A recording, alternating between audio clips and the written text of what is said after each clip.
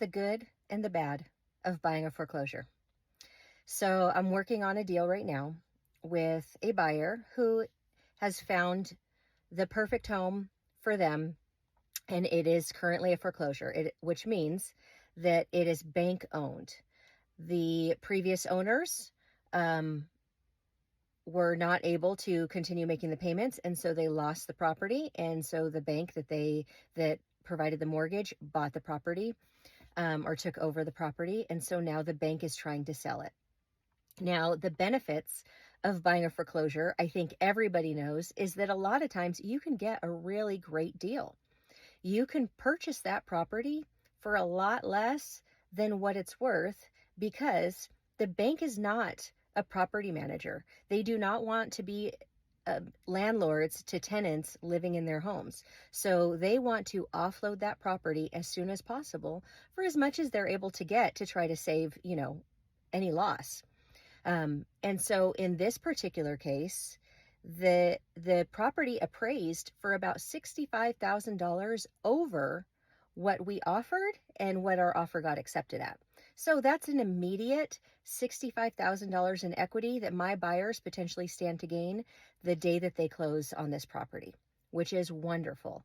Now you have equity in there and you're just continuing to build your wealth.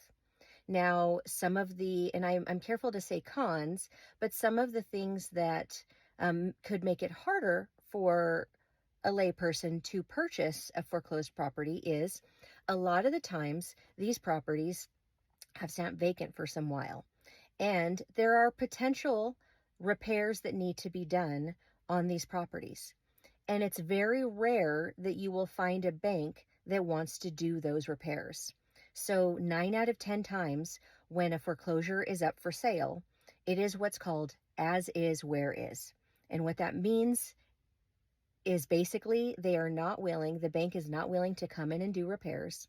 They are not willing to negotiate costs so that the buyer could do repairs, meaning they won't lower the price of the property.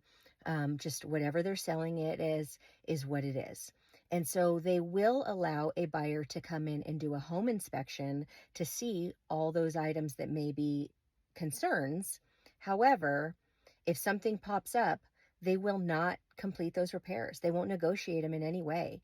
And so a buyer will have to come in understanding and knowing that they take the risk of having to do some repairs after the closing. Now, there are always timelines where they can do their inspections and then back out if they want to. However, those timelines tend to be quite a bit shorter than the traditional timelines. The other potential difficulty that could be when purchasing a foreclosure is a lot of times because the bank is unaware of if there are any repairs needed, or maybe they are aware that there are repairs needed, and so it won't pass what's considered to be a VA or an FHA home inspection. And so if you are getting a government-backed loan, which is a VA or an FHA loan, a lot of times those loans require a separate appraisal inspection because the government wants to make sure that the house meets basic HUD standards for that buyer so that when they move in, it's livable. And there are a lot of things that can disqualify a property from meeting those standards. And so things like chipping paint or, a cracked window or something that may seem minor to you and me may cause that property to not pass those inspections.